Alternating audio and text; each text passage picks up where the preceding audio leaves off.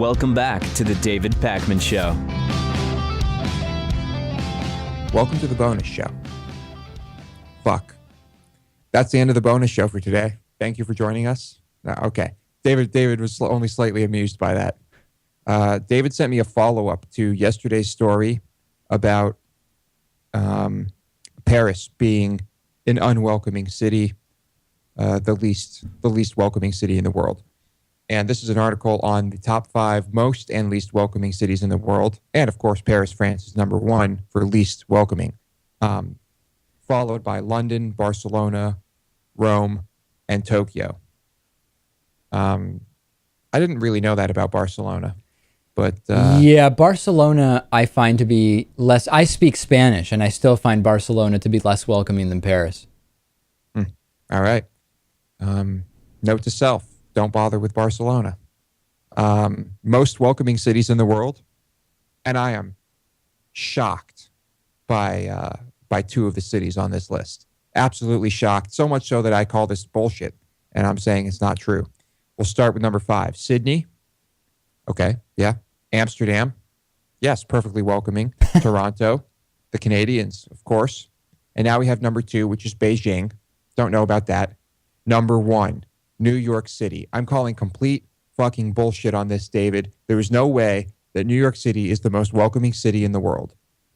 It's hard to say the most welcoming, but for a city of its size, if you consider the size of New York City and you consider that it's northeastern U.S. kind of culture, which is, low patience, low tolerance for nonsense, New York is very, very welcoming to tourists. I have to agree with that. It's hard for me to say the most welcoming city in the world.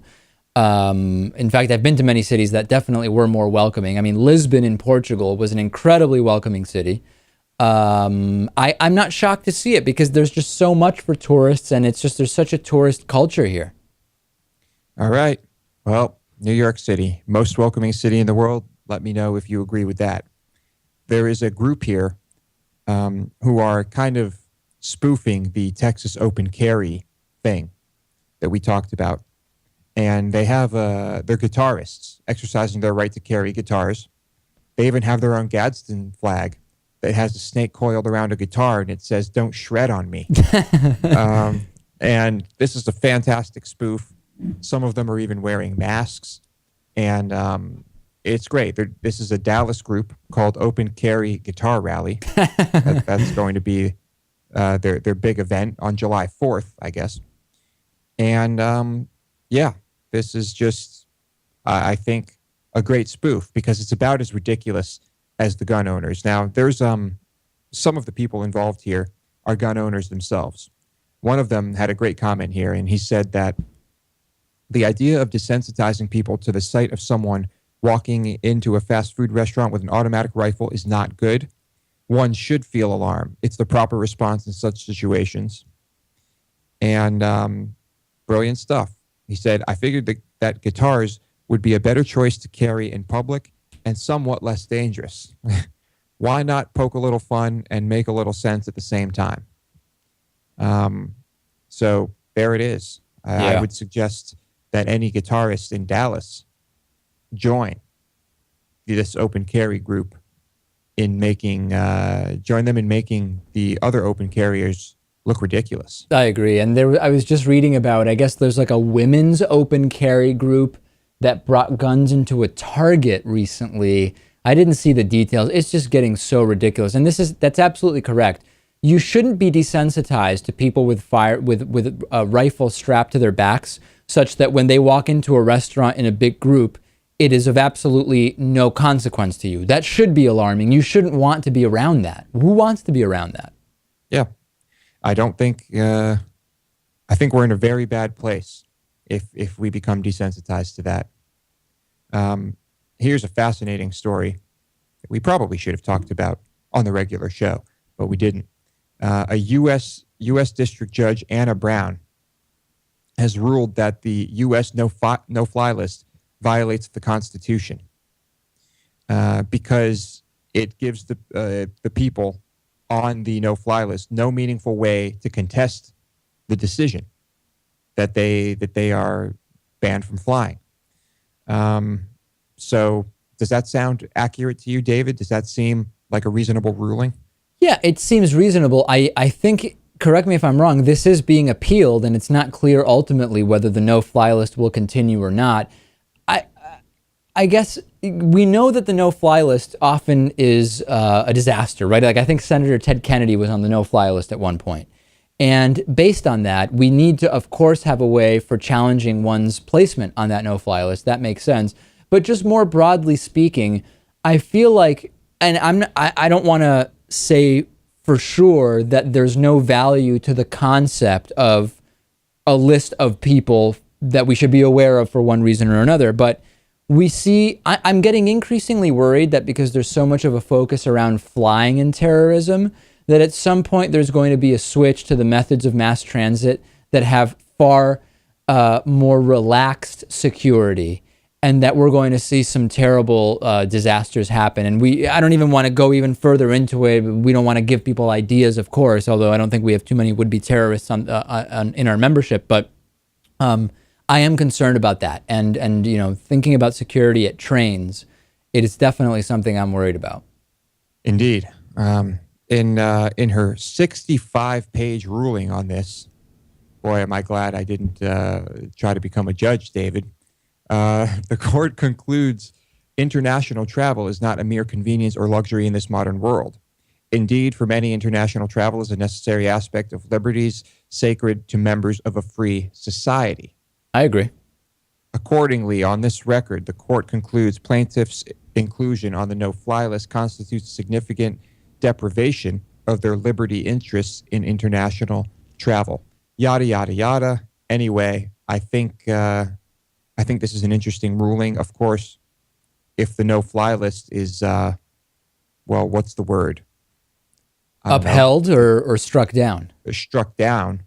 What does that mean for our security? That's the thing. I don't know that it means that much, because if you strike down the no-fly list the way it's designated right now, there is still going to be a database, you can call it something different, which will trigger law enforcement involvement with someone trying to get on a flight. So I think that even if it's struck down, there's still going to be a very similar mechanism. Right. Perhaps a bit more extra scrutiny when going through security at the airports. And of course, there is still security at the airports. So presumably anyone who is on the no-fly list will still not be able to bring anything harmful onto a plane. So an interesting ruling. We'll see what happens. It's another big one. Here's a crazy story. Dan sent this to me. Just when you thought things couldn't get any worse in Detroit, a city that is, billions of dollars in debt, something like, what is it, like 14 billion? Something like that, David? Significant debt, incredible number of schools being closed, serious real estate crisis. Yeah, there's some problems.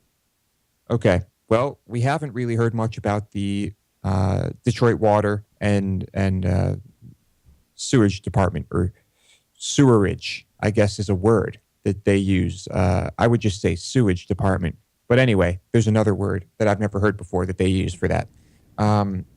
They are behind, of course, as well. And they made the announcement that they're going to be shutting off the water for up to 3,000 homes and businesses. And basically to prevent them from sliding further into debt.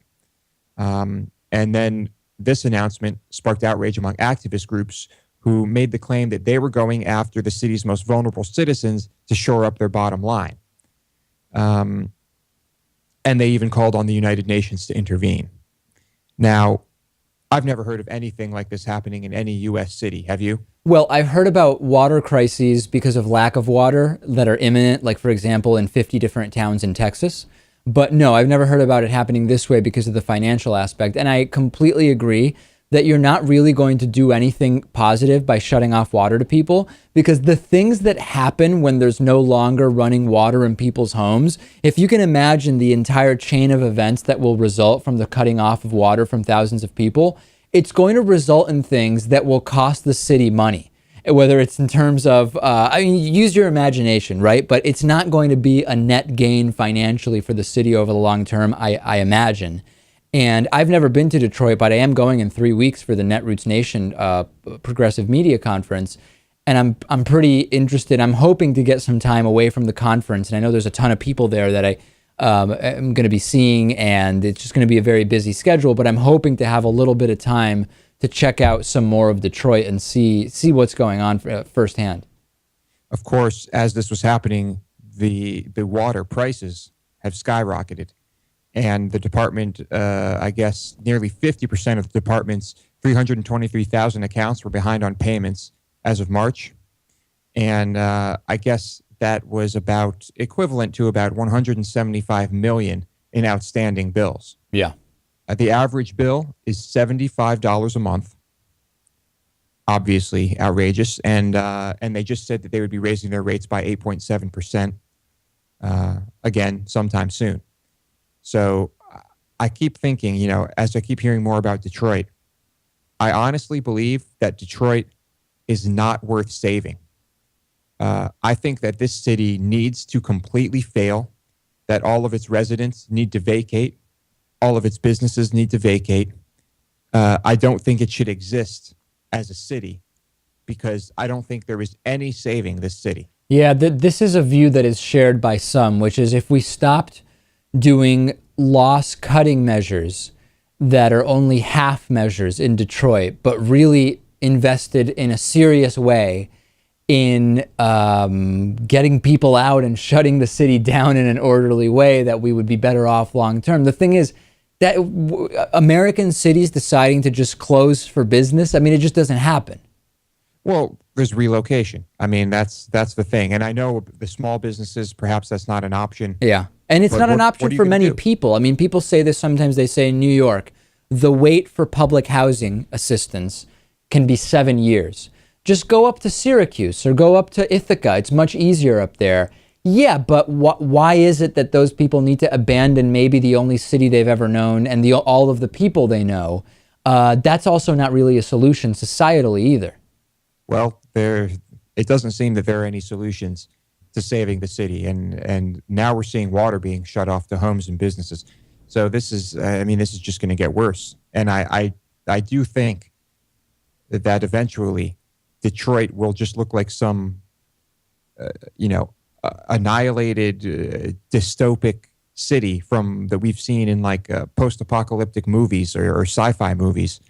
I can't help but think that's the direction we're headed in, but we'll see. I certainly will not be going to Detroit until it becomes that place I just mentioned, and then it might make for some interesting photos and tourism. All right. Well, I'll be there in 3 weeks. All right. I cannot wait to hear about that. Thank you, David.